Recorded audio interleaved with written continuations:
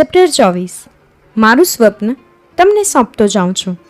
ઓશોએ શરીર છોડતા પહેલાં સ્વામી જયેશનો હાથ પોતાના હાથમાં લઈને કહ્યું, મારું સ્વપ્ન તને સોંપતો જાઉં છું. અને ઓશોનું સ્વપ્ન રોજ રોજ વધારે ઇન્દ્રધનુષ બનતું જાય છે. એમનું કમ્યુન પુષ્પથી ભરાતો જાય છે. હજારો સાધકો અહીં આવીને રૂપાંતરિત થાય છે.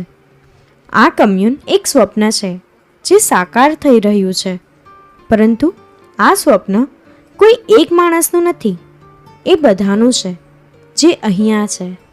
એવો એક માણસ શોધવું મુશ્કેલ છે જે પોતાની અંદર એક સુંદર સંસારનું, એક સુંદર માનવીય સંસારનું સ્વપ્ન ન જોતો હોય, જેને એક એવા સંસારનું સ્વપ્ન ન બનાવી રાખ્યું હોય કે જ્યાં યુદ્ધ, જ્યાં લડાઈ, સંઘર્ષ ન હોય, અને હોય તો બસ પ્રેમ, કરુણા, સમજ. દરેક માણસ પોતાની ચેતનાના ખૂણામાં આ સ્વપ્ન જોતો હોય છે. પરંતુ આ કોઈ નવી વાત નથી.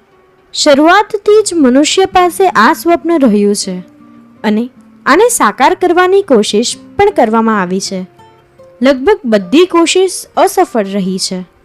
એટલા માટે નહીં કે તેમાં કંઈ ખૂટતું હતું, પરંતુ એ સંસારને કારણે કે જેને તમને ચારે બાજુઓથી ઘેર્યા છે. આ સ્વપ્નાઓ સંસારના નયસ્ત સ્વાર્થોની વિરુદ્ધ છે અને તાકાત તેની પાસે છે. સ્વપ્ન લેવાવાળા તો ખૂબ નાજુક હોય છે, એટલા નાજુક જેટલા તેના સ્વપ્ન. આ કમ્યુન સ્વપ્નદર્શીઓનું મિલન સ્થળ છે. અમે અમેરિકામાં પણ એક સ્વપ્ન સાકાર કર્યું હતું, પરંતુ અમેરિકન વ્યવસ્થાને તે સહન ન કરી શકી, કારણ કે આ સ્વપ્ન બધા મનુષ્ય એક જૈવિક બનીને પ્રેમથી રહે તેની વિરુદ્ધ જતું હતું, જેની પાસે તાકાત છે. જ્યારે અમેરિકાનું કમ્યુન ભાંગવામાં આવ્યું, તેની ઉપર બુલડોઝર ફેરવવામાં આવ્યું, તો મારી જગ્યાએ બીજો કોઈ હોત તો આગળનો વિચાર જ છોડી દેત. પરંતુ હું જિદ્દી છું. હું મારા છેલ્લા શ્વાસ સુધી અને કદાચ એના પછી પણ મારા કામમાં લાગી રહીશ. અહીંયા ફરી એકવાર સ્વપ્નનું સાકાર થઈ રહ્યું છે. એક વાત બીજી, આ સ્વપ્ન જરૂર થઈ રહ્યું છે, પરંતુ હજુ પણ સ્વપ્ન જ છે, કારણ કે હજુ ઘણું કરવાનું બાકી છે. તમારે સંતોષ નથી માનવાનો. આ તો એ સ્વપ્ન છે નવી સંભાવનાઓથી સાથે નવા આયામોમાં વિકાસ થતો જાય છે. પરંતુ અમારો પૂરો સંકલ્પ છે કે આને સાકાર કરીને જ રહેશું. અમારે કોઈ સ્વર્ગમાં નથી જવું. અમે તો સ્વર્ગને અહીં ઉતારી લાવવા માંગીએ છીએ.